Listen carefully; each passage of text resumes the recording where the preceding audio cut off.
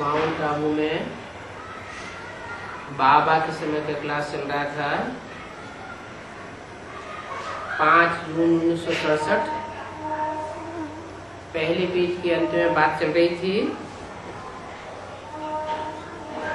भक्ति मार्ग में कह देते हैं भगवान ही सुख देता है, भगवान ही दुख देता है। अब भगवान को सुखदाता कहा जाता है या दुखदाता कहा जाता है? भगवान को तो सबको ही सुखदाता कहते हैं। फिर ऐसे क्यों कह देते हैं भगवान ही सुख देता है, भगवान ही दुख देता है?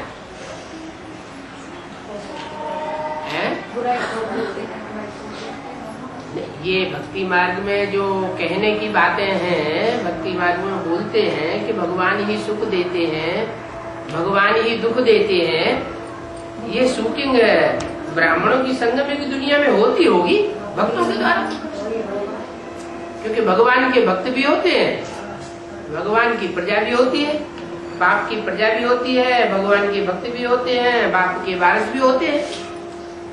तो कोई भक्तों ने शूटिंग की है क्या कि भगवान सुख भी देते हैं और भगवान दुख भी देते हैं? वो कौन से भक्त रहे होंगे? वो कहते हैं भगवान दुख देते हैं, भगवान सुख देते हैं।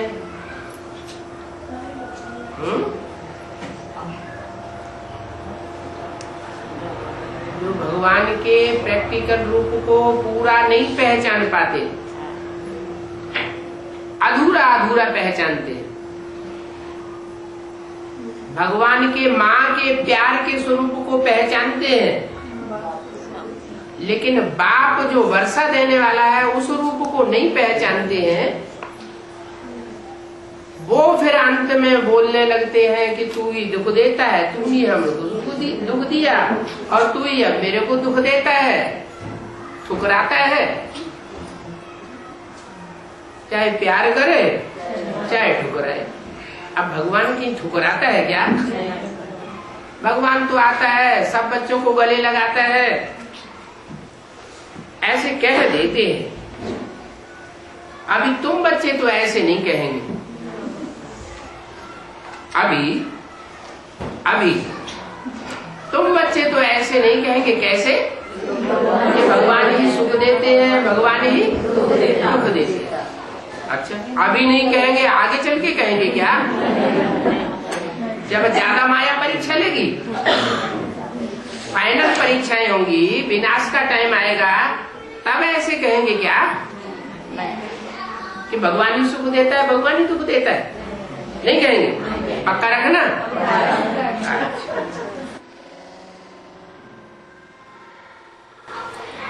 अभी तुम जानते हो कि सतयुग में सुखधाम था।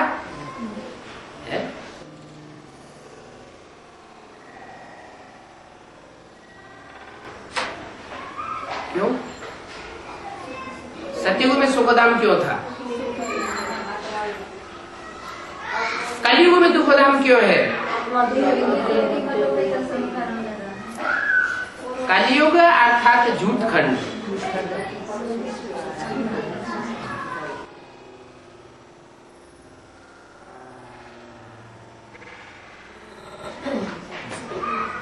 जैसे कोई उधार लेता है ना,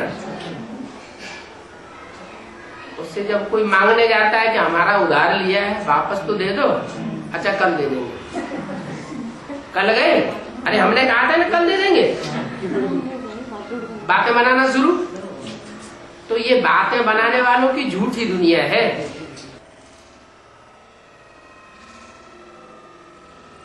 इसको झूठ खंड कहा जाता है। झूठ खंड में दुखधाम बन जाता है।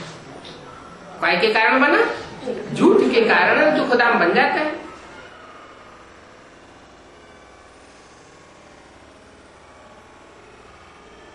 सतयुग में सुखधाम था, वहां दुख का नाम निशान नहीं था। क्यों? क्योंकि सत्य ही सत्य था, असत्य का नाम निशान नहीं था।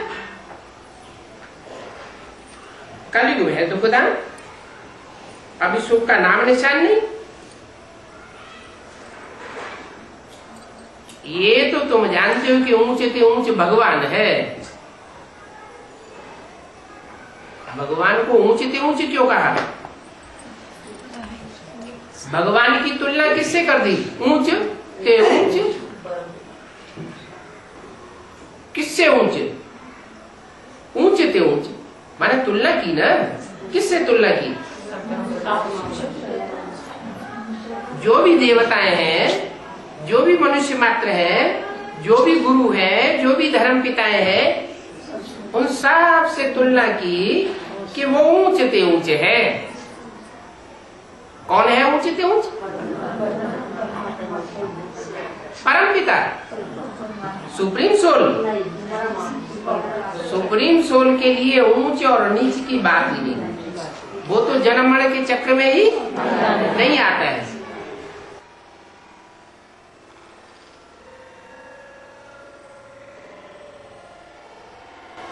उसकी तुलना तो किसी से कर ही नहीं सकते।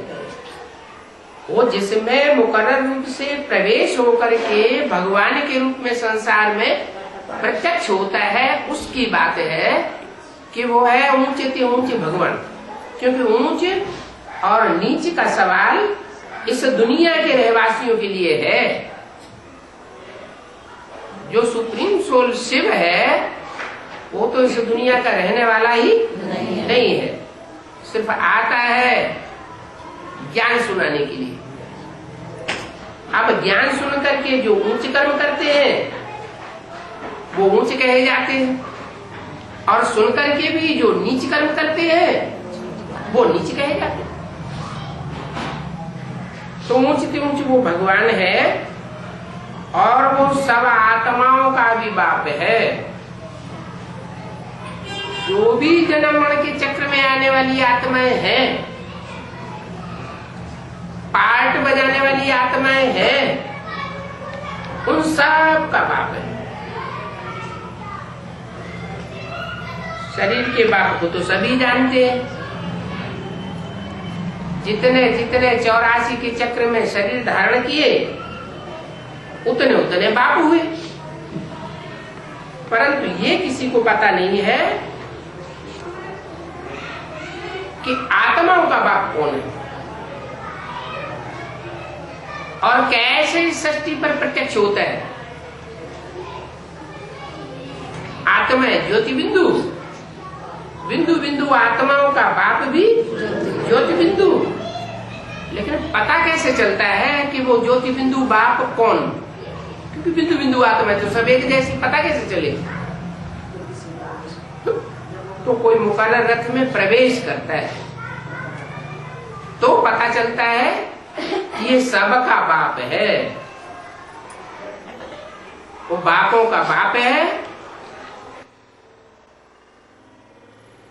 टीचर्स का टीचर है, सुप्रीम टीचर है, सब गुरुओं का गुरु है। उसका कोई गुरु नहीं, उसको पढ़ाई पढ़ाने वाला कोई टीचर नहीं, और उसको वर्षा देने वाला कोई बाप भी नहीं।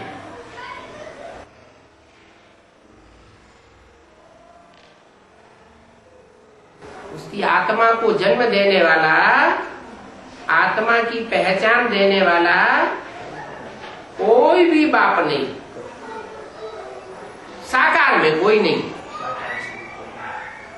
इसलिए बोला कि वो सुप्रीम बाप है, सुप्रीम टीचर है, सुप्रीम गुरु है। हम सब कहते भी हैं कि हम आपस में ब्रदर्स हैं, क्योंकि आत्मा आत्मा भाई भाई है।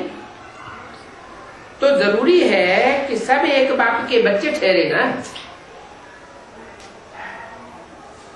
एक बाप के बच्चे तो एक परिवार हो जाता है। एक परिवार हो जाता है तो कोई एक माँ भी ठहरी, एक माँ एक बाप सब बच्चे तो एक परिवार हो गया।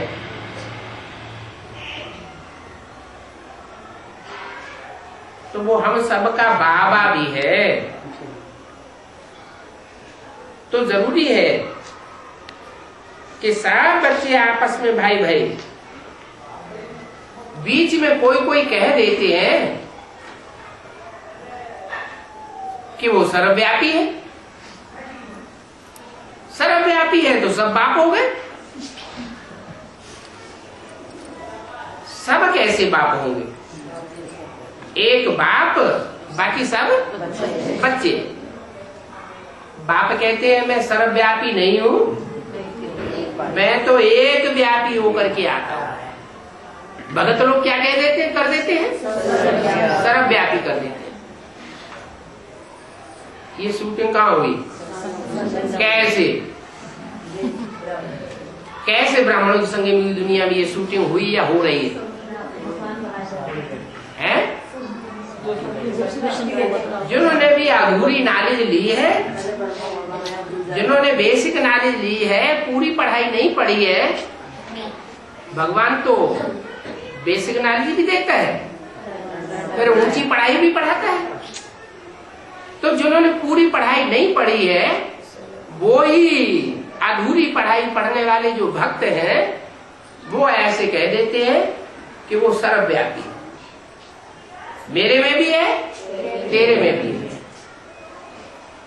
वो दृष्टि से सृष्टि सुधारता है, मेरे में भी सुधारता है, तेरे में भी प्रवेश करके दृष्टि से सृष्टि सुधारता है। तुम भी दृष्टि से सृष्टि सुधार सकते हो, आओ संदली पे बैठो। हम भी दृष्टि से सृष्टि सुधार सकते हैं, आओ संदली पे बैठो।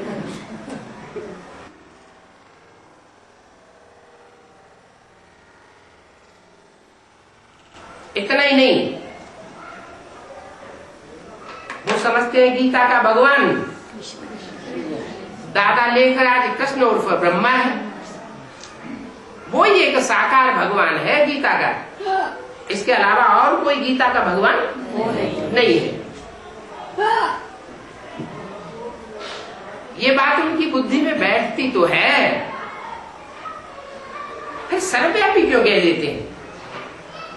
कहते वो शरीर छोड़ता है, ज्ञान सुनाने के लिए आता है, गीता ज्ञान देता है, गीता ज्ञान देने के बाद फिर उनका काम खलास हो जाता है।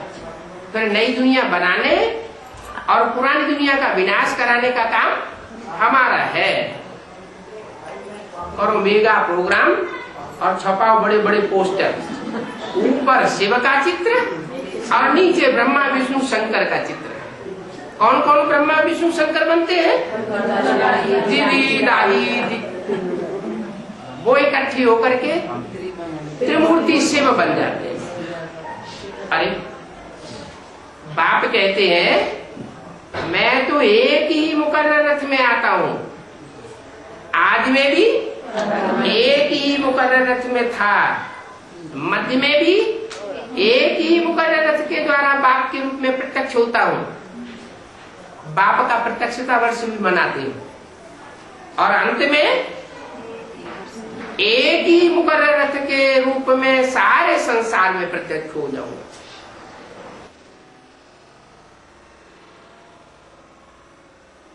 5-6-67 की वाणी का दूसरा पेज। कह देते हैं सर्वव्यापी है, तेरे में है, मेरे में है। अरे तुम तो आत्मा हो या परमात्मा हो? तुम अपन को परमात्मा कहते हो तो परम पार्टधारी तुम हो, तुम हीरो पार्टधारी हो। सारी सृष्टि में तुमने जो पार्ट बजाया या जो बजाए रहे हो वो हीरो पार्ट तुम्हारा है। जो हीरो पार्टधारी होता है वो आदि में भी हीरो होता है, मध्य में भी हीरो होता है और अंत में भी हीरो पार्ट बजाता है। सत्य के आदि में शास्त्रों में लिखा हुआ है कि नारायण का राज्य था। जो नारायण था 16 कला संपूर्ण देवता था, वो ही जन्म के चक्र में आते आते अंतिम जन्म में क्या बन जाता है? अंतिम जन्म में पतित नर बन जाता है। नर को फिर नारायण बनाता हूं। ये गीता का ज्ञान है कि हे अर्जुन तू ऐसे कर्म कर जो नर से नारायण बन और नारी से लक्ष्मी बन।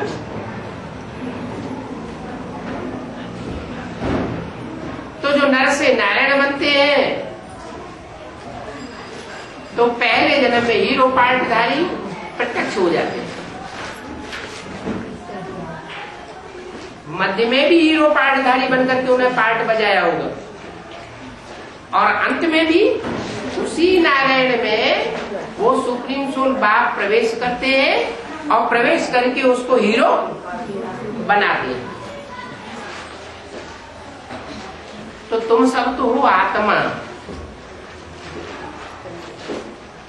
मैं हूं तुम्हारा बाप परम पिता परमात्मा, ये तुम्हारा शरीर है।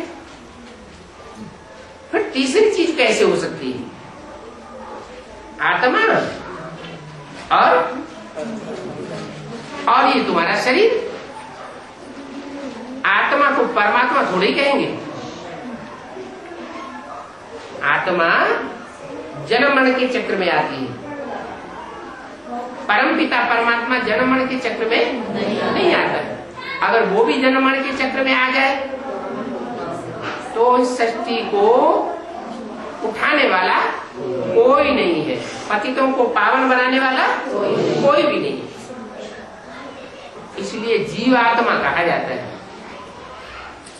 आत्माओं को जीवित आत्मा, जीवन में रहने वाली आत्मा। जीव परमात्मा थोड़ा ही कहा जाता है। क्या जीवधारी परमात्मा है ऐसे थोड़ी कहते। फिर परमात्मा सर्वव्यापी भला कैसे हो सकता है? वो अगर सर्वव्यापी होता तो फिर फादर हो जावे, सभी फादर हो जावे। फादर को फादर ही से वर्षा काहे को मिलेगा? बाप से तो बच्चे को वर्षा मिलता है। अगर सभी फादर हो जाए तो फिर बाबा किनको कहें? इतनी छोटी सी बात भी कोई की बुद्धि में आती नहीं है। तो बाप कहते हैं कितने बेसमझ बन गए। हम तुमको आज से 5000 वर्ष पहले कितना समझदार बना करके गए थे, हेल्दी वेल्दी समझदार। इससे जास्ती समझदार और कोई हो ही नहीं सकता जितना तुमको समझदार बनाया। कितना समझदार? इतना समझदार तुम बन गए थे कि आत्मा के अपने 84 जन्मों की सारी हिस्ट्री तुम्हारी बुद्धि में आ गई थी। इतना समझदार तुम और कोई जन्म में तुमको बनाता ही नहीं। मैं ही आकर के तुमको इतना समझदार बनाता हूं। तो बाप कहते हैं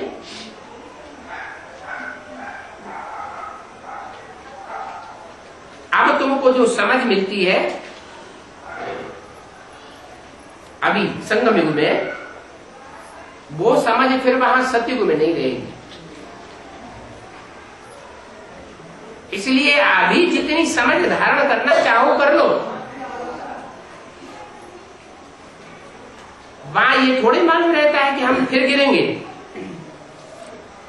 या तुम्हें पता है कौन से युग में गिरना होता है, कौन से युग में चढ़ना होता है, कौन से युग में धीमी गति से गिरते हैं, कौन से युग में तेजी से गिरते हैं।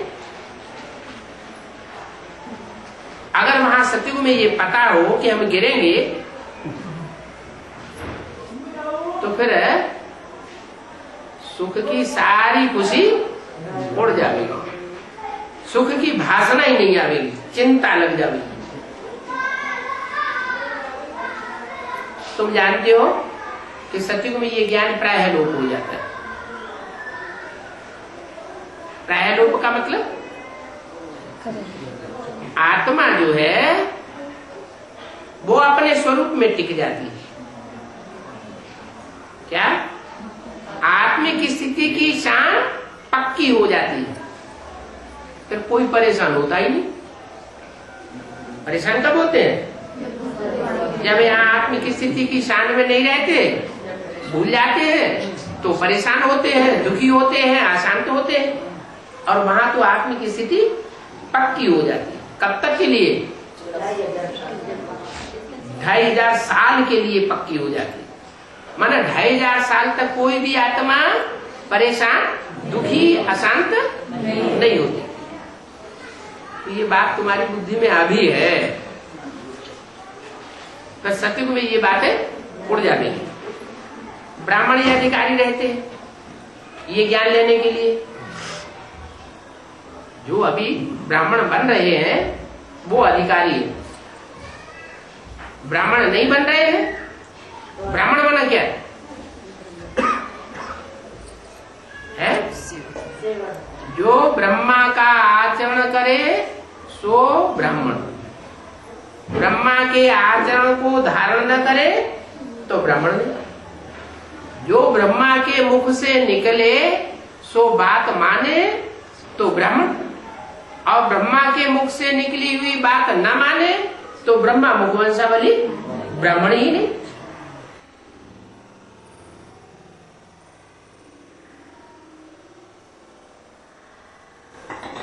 तो जो ब्राह्मण होते हैं वो ही इस ज्ञान के अधिकारी होते हैं। ब्रह्मा का आचरण है पवित्र रहो और पवित्र बनाओ। ज्ञान का तंत्र भी है, योगी बनो पवित्र बनो। तो जो पवित्र नहीं रहते उनकी बुद्धि में से ये ज्ञान उड़ जाता है। प्रैक्टिकल ज्ञान है, ऐसे नहीं सिर्फ सुनने सुनाने का है। जो भी ज्ञान में चलने वाले हैं वो प्रैक्टिकल अनुभव करते हैं कि अनेक प्रकार का वो माया नीचे गिरा देती है तो बुद्धि में से सारा ज्ञान उड़ जाता है। नहीं तो ज्ञान बुद्धि में रहता है। बाबा भी बताते हैं शेरनी का दूध सोने के बर्तन में ठहरेगा। तो ये सोने का पात्र बुद्धि जब तक रहती है, माने पवित्र बुद्धि सच्ची बुद्धि रहती है। सोना माने क्या? सच्चाई। तब तक ज्ञान बुद्धि में ठहरता है। और बुद्धि सोने की न रहे मिट्टी की बन जाए, मिट्टी रूपी देह अभिमान में आ जाए तो देहमान में आने से काम क्रोध लोभ मोह अहंकार 5 विकार आते हैं और आत्मा नीचे गिर जाती है। आत्मा जब नीचे गिरती है तो ज्ञान में सब भूल जाता है। तो बताया ब्राह्मण ही अधिकारी होते हैं, ब्राह्मण बना पवित्र। तुम्हारी बुद्धि में है कि अभी हम ब्राह्मण वर्ग के हैं,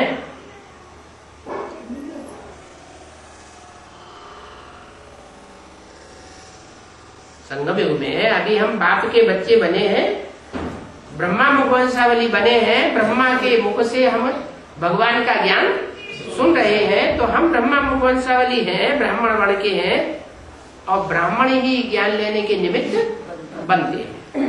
निमित्त माना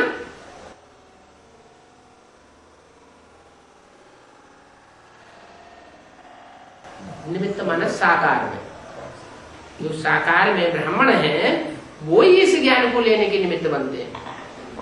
क्या साकार में है? अगर शरीर छूट गया, कोई दीदी दादी दादाएं हैं या ब्रह्मा है या सरस्वती है, उनका शरीर छूट गया तो ज्ञान लेंगे तो कोई में प्रवेश करके, आज नहीं तो कल लेंगे, लेकिन निमित्त नहीं बनेंगे। और तुम निमित्त बनते हो ये ज्ञान लेने। ज्ञान ब्राह्मणों को ही सुनाते हैं। क्या कैसे?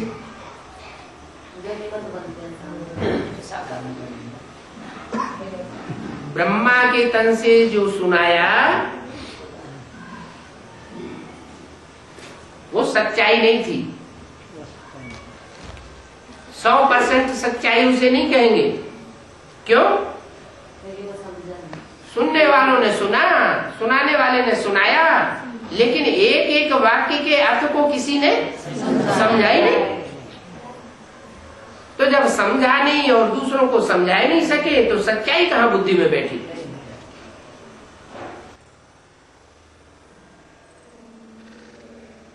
इसलिए बोला कि ज्ञान हम ब्राह्मणों को ही आके सुनाता हूं, शूद्रों को नहीं सुनाता।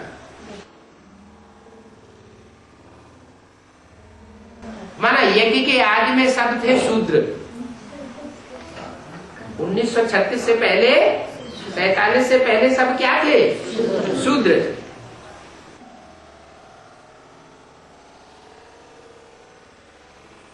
फिर दादा लेखराज ब्रह्मा और फिर कृष्ण की सोल के द्वारा माँ के रूप में पार्ट बजाया, बेसिक नॉलेज दी, तो सब शूद्र से क्या हुए? ब्राह्मण।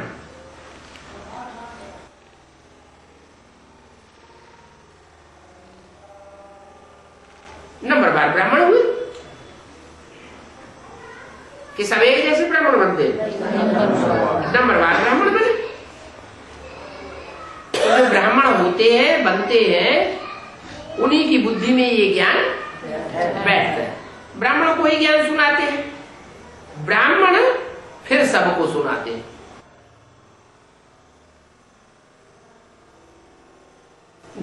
जो पवित्र ब्राह्मण बनते हैं वो फिर सारी दुनिया को ये ज्ञान सुनाते हैं। गायन भी है कि भगवान ने आकर के स्वर्ग की स्थापना की।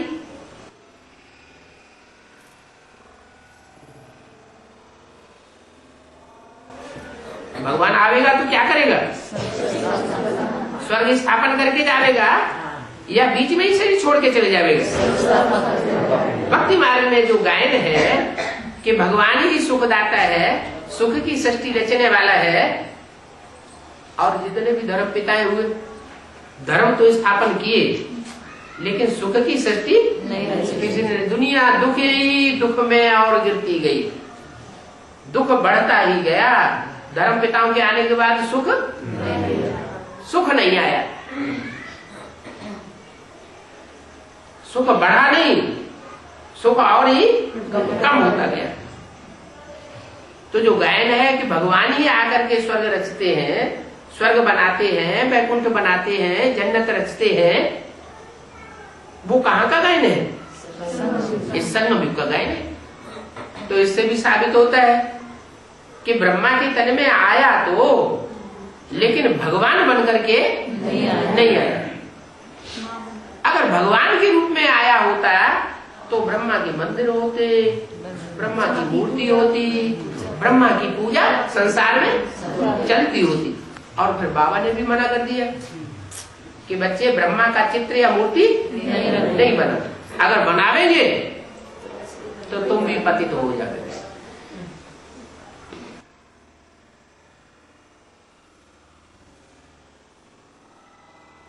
तो जिन्होंने मुख से निकली हुई ब्रह्मा की बात को माना, वो ब्रह्मा मुखवंशावली ब्राह्मण हुए।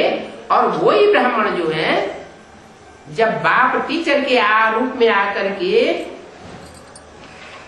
ज्ञान की एक एक बात का हिज्जा हिज्जा करके समझाते हैं, तो उनकी बुद्धि में वो ज्ञान बैठता है।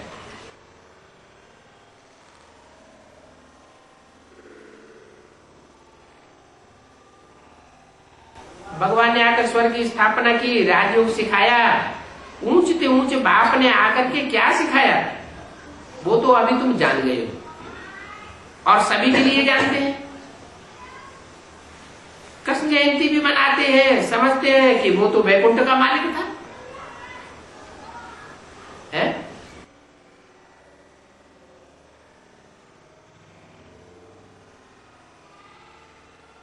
जयंती मनाई जाती है तो साकार की मनाई जाती है या निराकार की मनाई जाती है? साकार की मनाई जाती है। जो कृष्ण की जयंती मनाते हैं या जो भी राम की जयंती मनाते हैं, तो कभी साकार में वो आत्माओं ने पार्ट बजाया होगा। कृष्ण की जयंती मनाते हैं द्वापर में, तो जरूर द्वापर युग की शूटिंग हुई होगी। ड्रामा है ना, कोई नाटक होता है तो उसकी रिहर्सल होती है, शूटिंग होती है।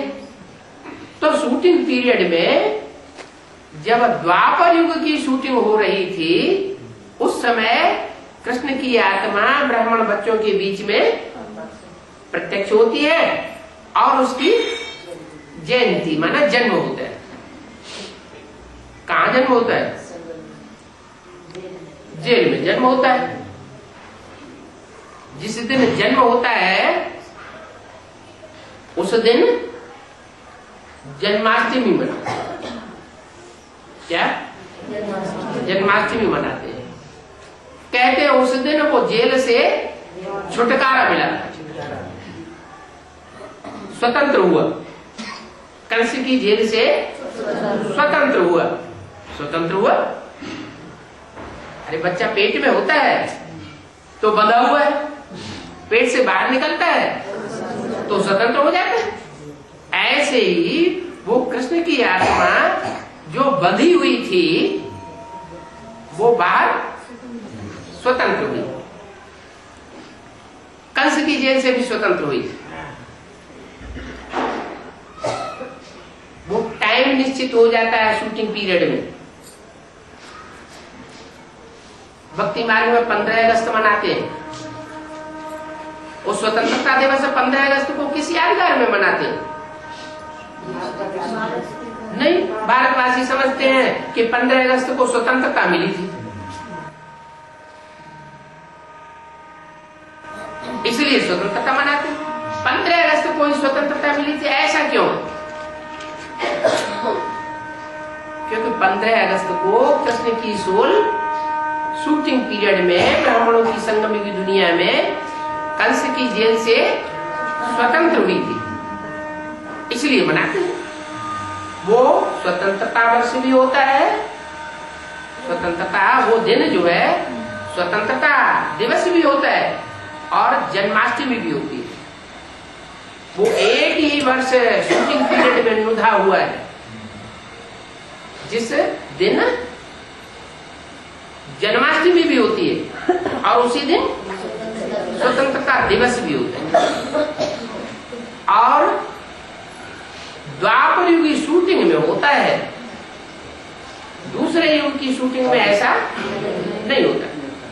कृष्ण जयंती मनाते हैं, समझते हैं कि वो तो वैकुंठ का मालिक था।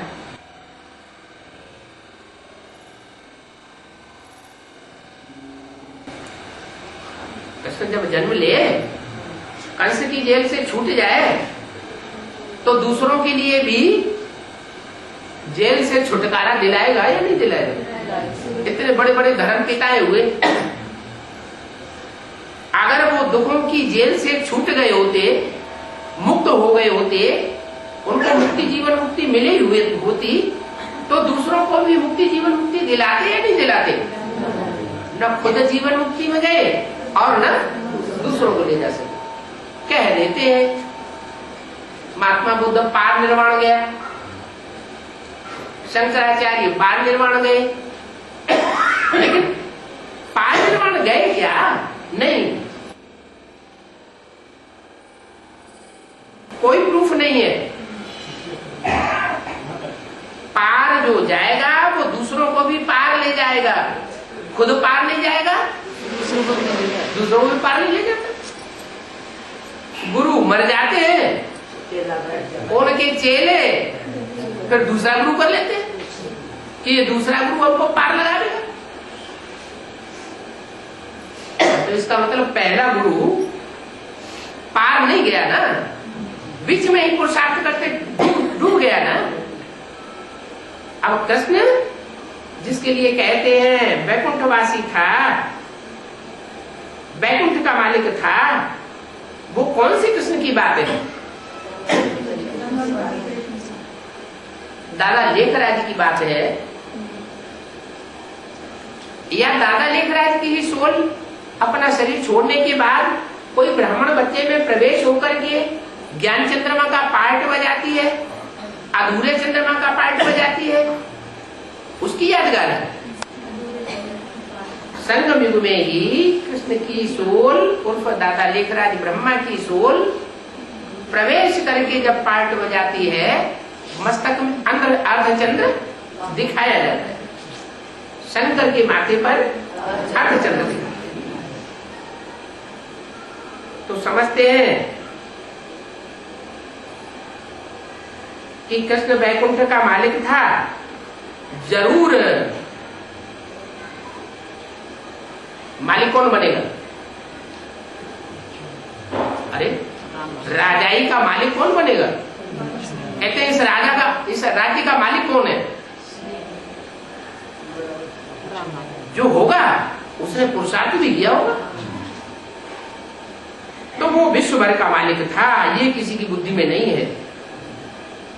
कृष्ण सिर्फ वैकुंठ का मालिक नहीं था, क्या वो सारे ही विश्व का मालिक था। विश्व में कितने होते हैं? 500-700 करोड़ जो भी मनुष्य मात्र होते हैं, सबके दिल में वो राज्य करता था। कौन? संगम कृष्ण। प्रजापिता तो, क्योंकि मुरली में तो बोला है next to God is Prajapita, next to God is Krishna, next to God is Narayan, next to God is Shankar. Shankar कहो, प्रजापिता कहो, संगम कृष्ण कहो, नारायण कहो, बात तो एक ही हो गई। तो पता नहीं है कि कृष्ण वैकुंठ का मालिक था या सारे विश्व का मालिक था। अभी तुम्हारी बुद्धि में है कि वो संगम की कृष्ण तो सारे ही विश्व का मालिक था और वैकुंठ का भी मालिक था। क्या वैकुंठ की रचना की होगी तो उसका मालिक भी होगा। जब राज्य था तो और कोई धर्म नहीं था।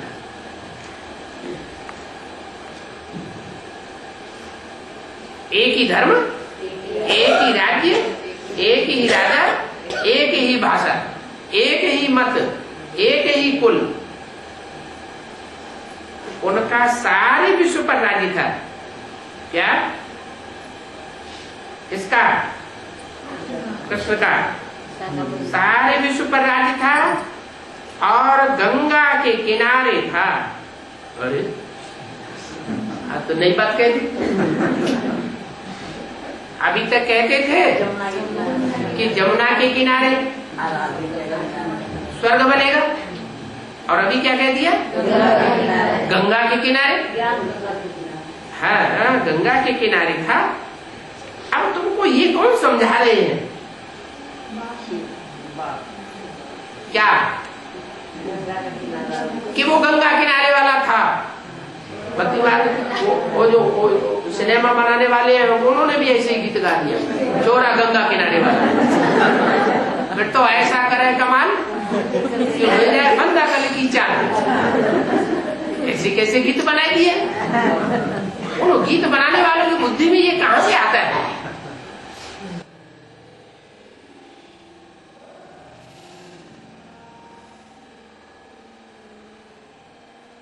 सारे विश्व पर राज्य था, गंगा के किनारे था। अब तुमको ये कौन समझा रहे हैं? ये वास्तव में है भगवानवाद। क्या? भगवानवाद कि कैसे वो गंगा किनारे वाला भी था और कैसे वो यमुना के कंठे पर भी नई दुनिया की स्थापना करता है। गंगा किनारे वाला है तो सारे विश्व के ऊपर राज्य करता है, और यमुना किनारे वाला है तो वैकुंठ का राज्य। बाकी वो सब भक्ति मार्ग के शास्त्र आदि हैं, यहाँ तो खुद भगवान सुनाए रहे हैं।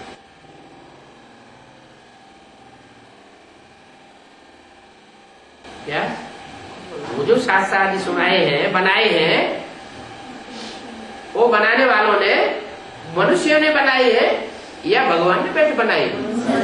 मनुष्यों ने बनाए हैं। और यहाँ तो खुद भगवान समझाते हैं, सुनाते हैं। अभी तुम समझते हो कि हम पुरुषोत्तम बन रहे हैं।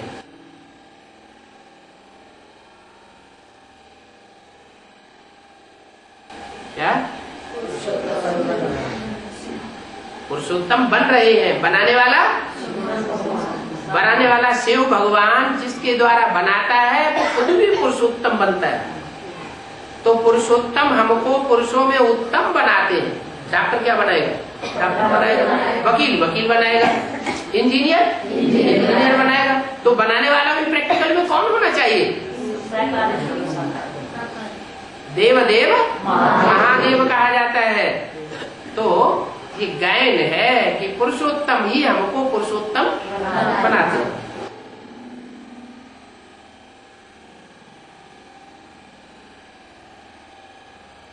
सारी दुनिया घोर अंधेरे में है। ज्ञान सूर्य प्रगटा अज्ञान अंधेर विनाश। कितने साल बीत गए? 70 साल बीत गए। ज्ञान सूर्य प्रगटा कि नहीं प्रगटा? प्रगटा तो अज्ञान अंधेर विनाश हुआ कि नहीं हुआ? है? हुआ है? नंबरवार बुद्धियों में ज्ञान सूर्य प्रकट हुआ, अज्ञान अंधेर विनाश हुआ, नंबरवार हुआ।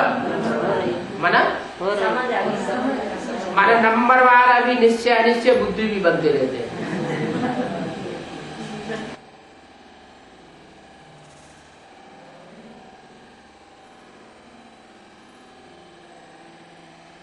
अगर पूरा ही प्रकट हो जाए तो कभी भी आत्मा दुखी नहीं महसूस करेगी। कभी दुखी कभी सुखी, कभी उमंग उत्साह और कभी चेहरा लटक जाता है। माया बायलोरा डाल देती है।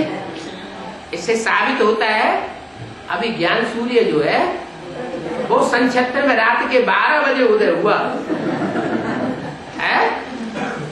अभी सब कहे कि हाँ यही है यही है यही है, ये किसी की बुद्धि में अभी नहीं है।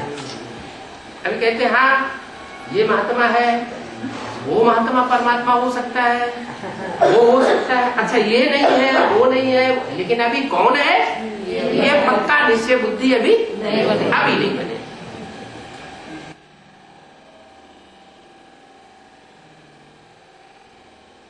सारी दुनिया घोर अंधेरे में है। गाया भी जाता है ज्ञान सूर्य प्रगटा अज्ञान अंधेर विनाश। अभी तुम अर्थ को जानते हो। क्या अर्थ है?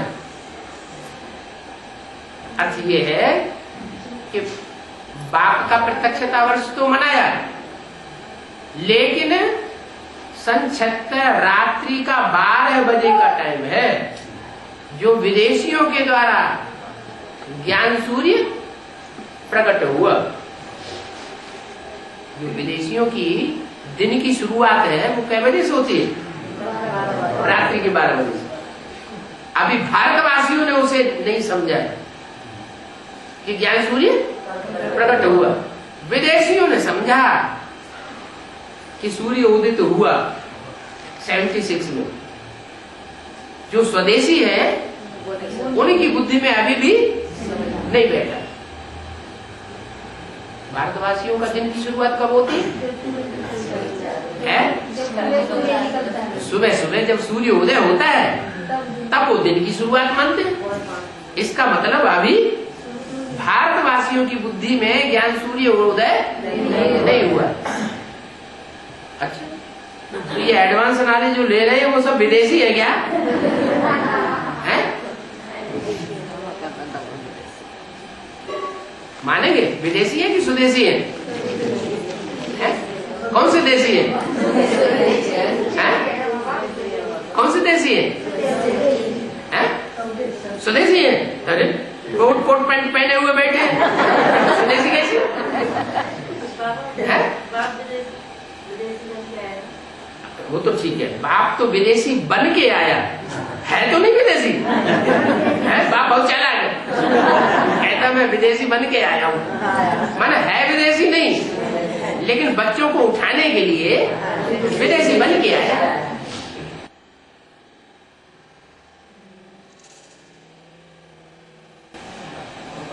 बाप तो बच्चों को उठाने के लिए विदेशी बन के आया, बाकी है तो नहीं, लेकिन बाप विदेशी बन के आया है। इससे साबित होता है जिनको उठाना है वो कौन से देश के हैं? विदेशी है।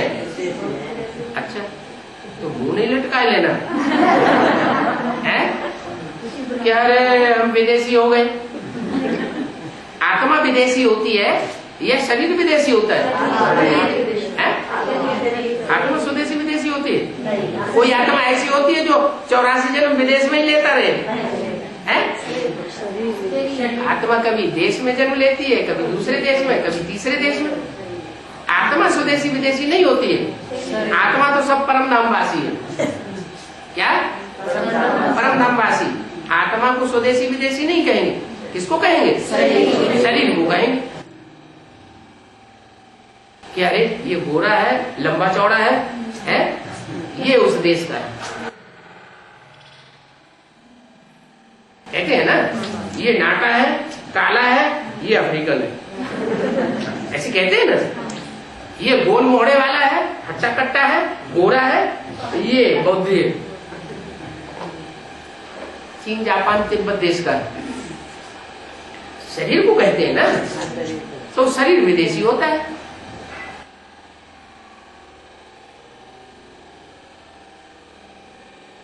लेकिन यहाँ तो विदेशी शरीर वाले कोई नहीं है। कोई है विदेशी शरीर वाले?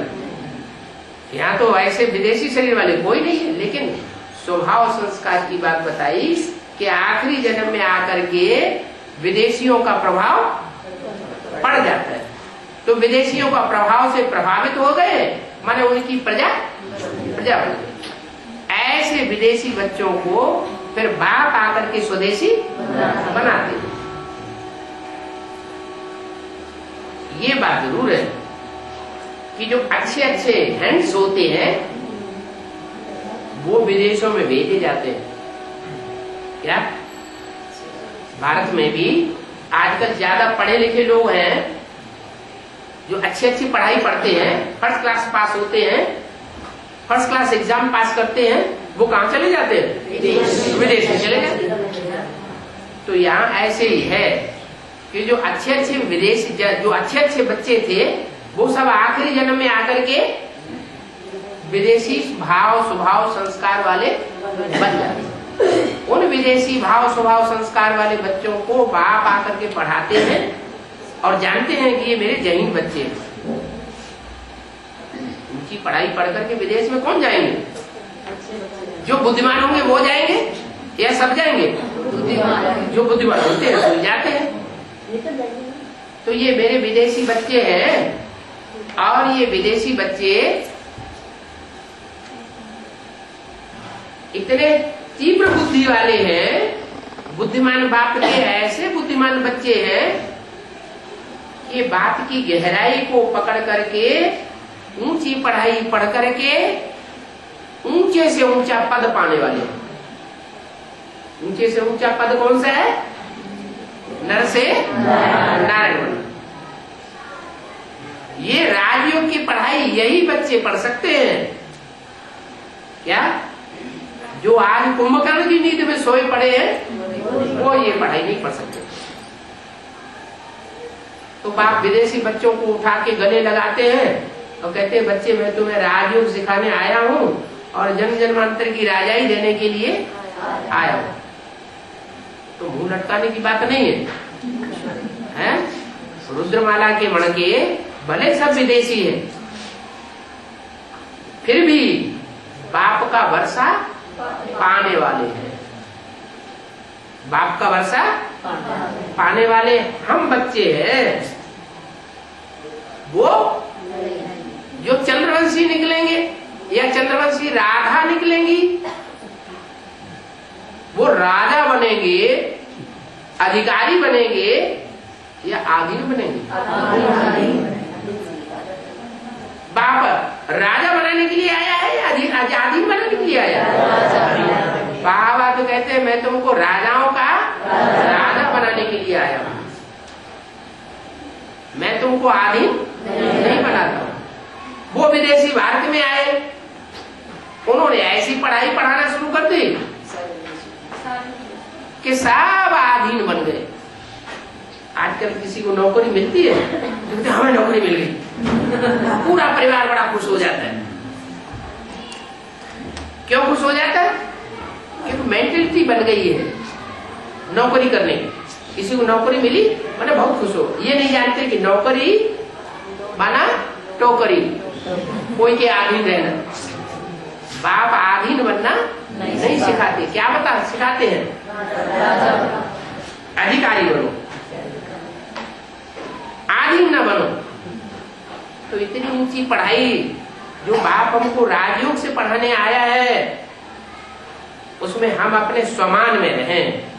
क्या कि हम ऊंचे थे ऊंचे बाप के ऊंचे थे ऊंचे बच्चे हैं। राजयोग से राजा ही प्राप्त करने वाले बच्चे, और एक जन्म की नहीं, 21 जन्म की भी नहीं,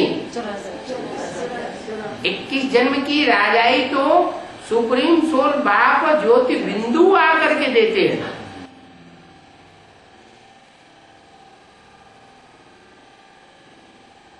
लेकिन जिसमें प्रवेश करते हैं,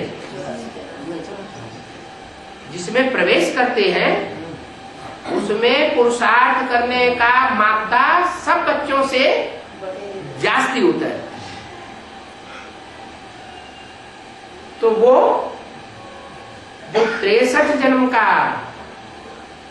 राजभाग मिलता है हर धर्म वालों को, उसकी राजाई देने के निमित्त वो बन जाता है।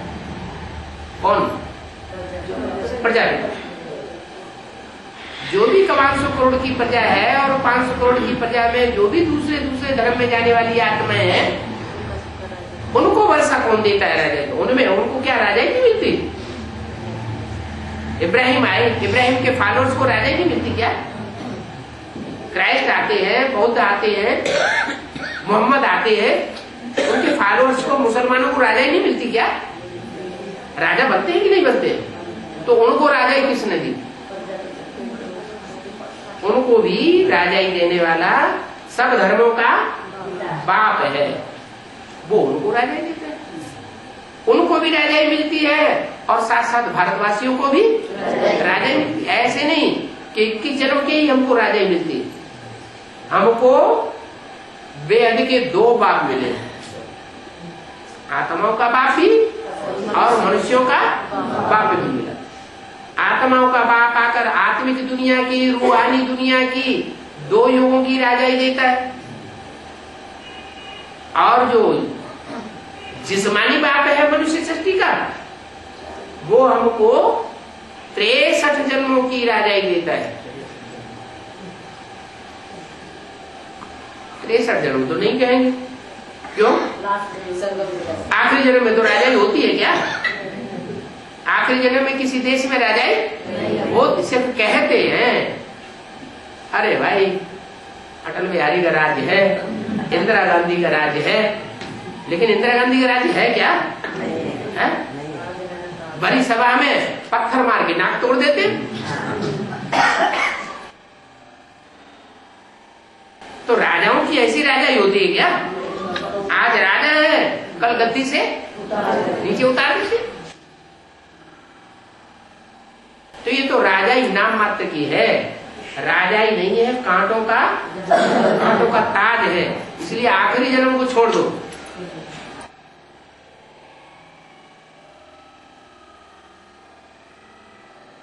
बाकी जो 62 जन्म में राजाएं हुए हैं, वो राजाई की प्राप्ति जो मनुष्य सृष्टि का पिता है उसके द्वारा होती है।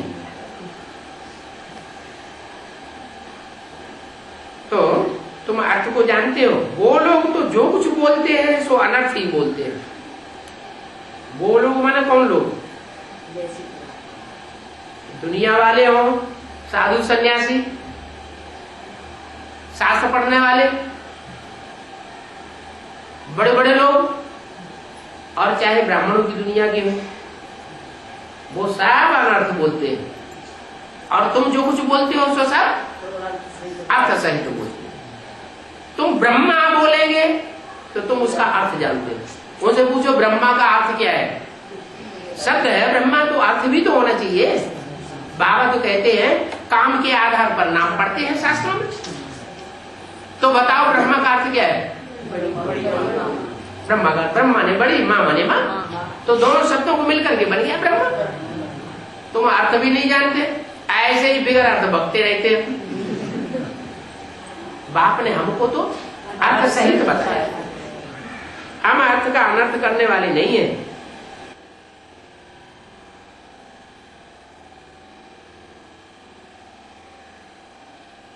वो तो उल्टा ही समझाते रहते हैं। ओम का अर्थ कितना लंबा कर दिया है।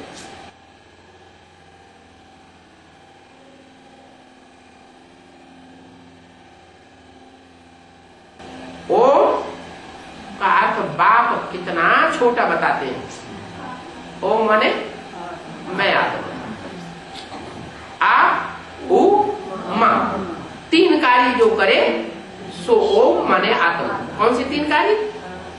अपने लिए अनेक जन्मों की सुख की स्थापना करे, दिव्य गुणों की स्थापना करे, शक्तियों की स्थापना करे।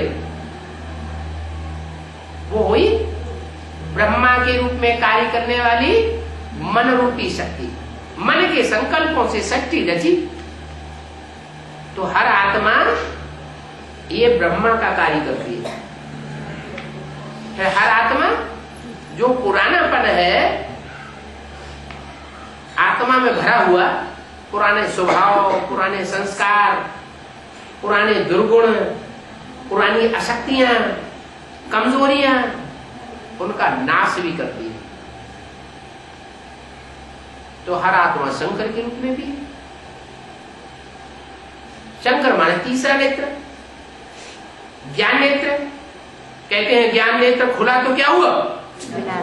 विनाश हो गया। काय का विनाश? स्वर्ग का विनाश हो गया।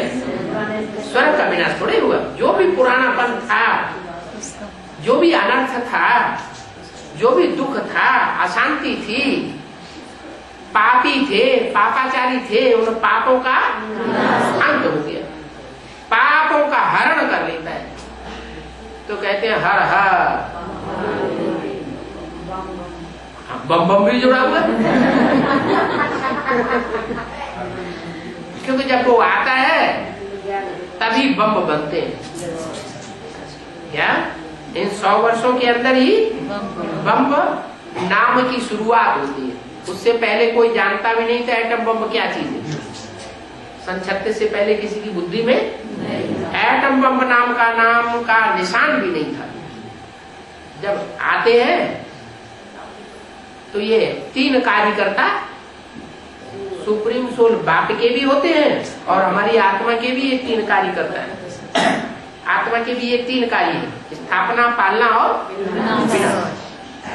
तो ओम का अर्थ ये है मैं आत्मा, स्थापना, पालना और विनाश करने वाली ज्योति बिंदु आत्मा, स्टार, अति सूक्ष्म। तो ओम का अर्थ अहम आत्मा और ये मेरा शरीर। क्या? ये मेरा शरीर और मैं मेरा माने किसका? आत्मा। आत्मा परम धाम की रहने वाली है। क्या? आत्मा परम धाम की रहने वाली है और शरीर परम धाम का रहने वाला नहीं है। शरीर इसी धाम का रहने वाला है। 5 तत्वों की जो दुनिया है इस दुनिया का है शरीर। वो दूर देश से आती है आत्मा, उसको निराकारी दुनिया कहा जाता है। आत्मा जहां से आती है सृष्टि में उसको निराकारी दुनिया कहते हैं। तुमको ये बुद्धि में है, क्या कहा? तुमको ये बुद्धि में है कि हम कहाँ के रहने वाले हैं?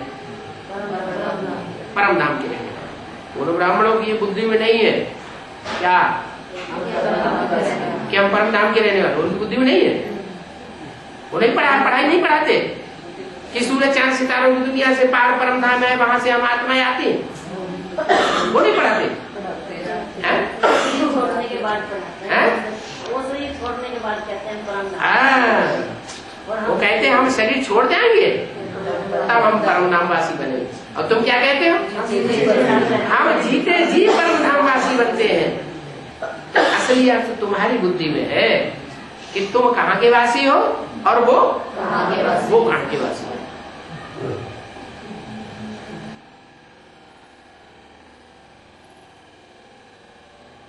तो हम शांति धाम के रहने वाले में ये तुम्हारी बुद्धि हमारी बुद्धि में है। फिर हम आकर के किस जन्मों की प्रारब्ध हो गए क्या?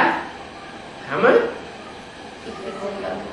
परमधाम वासी बनेंगे इस शरीर के साथ, शरीर छोड़ के नहीं, शरीर के साथ हम परमधाम वासी बनेंगे। और परमधामवासी बनने के बाद फिर कहाँ जाएंगे? फिर हम नई दुनिया में जाएंगे। अगर सर्विस अर्थ है, जैसे अभी हम सर्विस करते हैं, तो अल्पकाल के लिए बुद्धि परमधामवासी बनती है कि सदाकाल के लिए बनती है? अल्पकाल के लिए बनती है। तो जाना आना होता है, जाते भी है बुद्धि योग से, फिर वापस आते हैं तो फिर इस दुनिया में सेवा करनी पड़ती है। सेवा करेंगे तो सेवा का मेवा खुशी मिलती है, तो हमारी अवस्था और भी निराकारी, निर्विकारी, निरहंकारी बनती है। ज्यादा ही हमारी प्रैक्टिस पक्की हो जाती। ऐसे प्रैक्टिस पक्के करते करते फिर अंत में हम सदाकाल के लिए परमधामवासी बन जाते हैं। जब संपूर्ण हमारी स्टेज हो जाती है, जितना हम चाहें उतना निराकारी स्टेज में रहे और न चाहें तो निराकारी स्टेज में न रहे, ऐसी जब हमारी स्टेज हो जाती है तो फिर हम कहाँ वापस आते हैं? इस पुरानी दुनिया में हमको भटकने के लिए आना नहीं पड़ेगा। कहाँ आवेंगे? हम रुद्रमाला के बण के भले हैं, फिर हम विजयमाला में फिर हो जाएंगे। क्या हमारे विकार उस समय निर्विकारी आत्मा बन जाएगी। निराकारी माना निर्विकारी, शरीर सहित होंगे।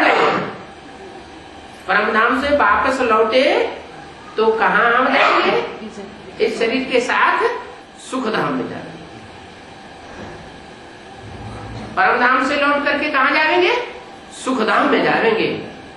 फिर इस पुरानी दुनिया में नहीं आएंगे।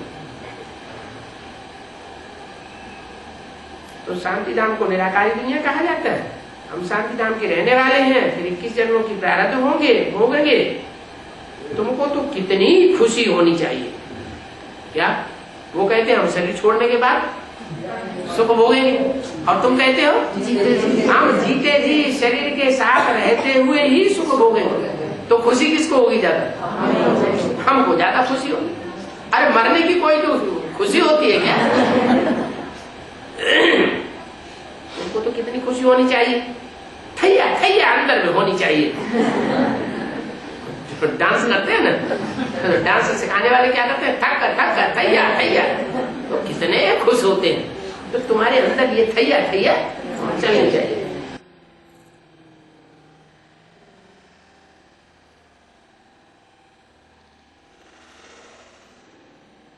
वेद का बाप आया हुआ है, वो हमको पढ़ाए रहे हैं। क्या सबसे बड़ी खुशी कौन सी? कि और किसी जन्म में तो बेहद का बाप आया ही नहीं, और इस जन्म में आया, और आया भी तो 500-700 करोड़ की दुनिया के बीच में किसको पढ़ाया जाए? मुट्ठी भर हम बच्चों को पढ़ाया जाए, और किसी को नहीं पढ़ाता। हम बच्चों को पढ़ा रहा है। वो ज्ञान का सागर है। पढ़ाने वाला कौन है? ज्ञान की नदी नहीं है। उन ब्राह्मणों को कौन पढ़ाता है? उनको तो नदियां पढ़ाती हैं। ज्यादा से ज्यादा कोई सरोवर पढ़ा रहा होगा, कोई ज्ञान का सरोवर होगा, पानी रुका रहता है ना उसका, वो पढ़ा रहा होगा।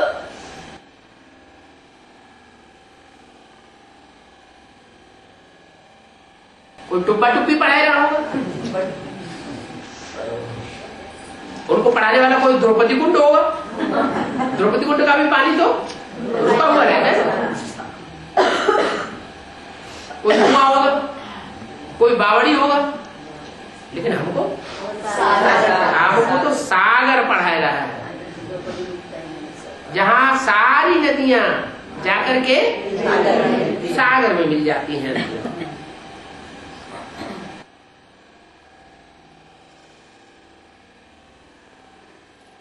वो ज्ञान का सागर सृष्टि की आदि मध्य अंत को जानने वाला है। बाप को याद करते हैं तो जरूर हमारी बुद्धि में बैठना चाहिए कि कभी इस सृष्टि पर आया होगा। एक धर्म वाले याद नहीं करते हैं, सब धर्म वाले गॉडफादर को याद करते हैं। इससे क्या साबित होता है कि जरूर इस धरती पर आया था, तो उसकी याद करते हैं। जरूर बाप आए थे।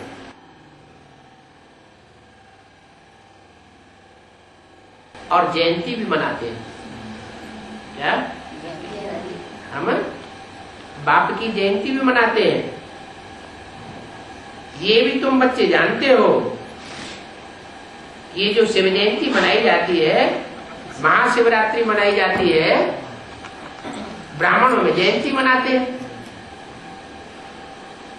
और दुनिया में महाशिवरात्रि मनाते हैं। तो ये जो जयंती मनाते हैं, इससे भी साबित होता है कि ब्राह्मण जो 70वीं शिव जयंती मनाते हैं, इससे क्या साबित हुआ कि 70 साल पहले भी आया था, ज्ञान का बीज बोया था।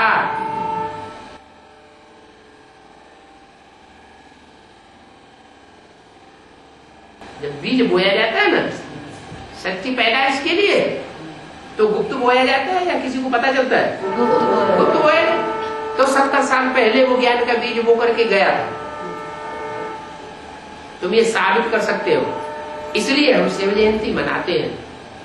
नहीं तो भक्ति मार्ग में तो महाशिवरात्रि मनाते हैं, जयंती का मनाते हैं, और हम शिव जयंती मनाते हैं। माना 70 साल पहले आया था, लेकिन प्रत्यक्ष नहीं हुआ, कोई तन में आया। और अभी तो विदेशियों के लिए प्रत्यक्ष है और भारतवासियों के लिए भी प्रत्यक्ष होने वाला है। अभी सच्ची सच्ची शिव जयंती हम मनाएंगे।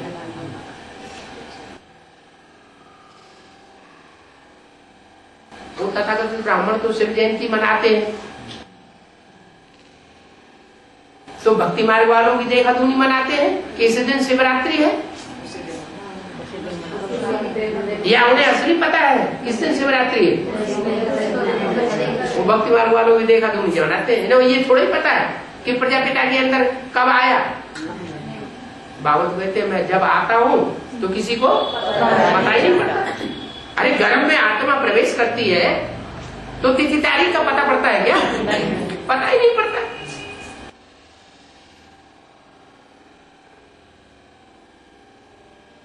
तो वो भी तो आत्मा है ना, सुप्रीम सोल। वो कब आया ये किसी को पता ही नहीं। ऐसे ही झूठी शिव जयंती मनाते रहते हैं कि 70वीं शिव जयंती आज है। अब तुम तो कहते हो कि अभी सच्ची सच्ची शिव जयंती आने वाली है, जब भारतवासियों के लिए भी होगी और विदेशियों के लिए भी प्रत्यक्षता होगी। ओम शांति।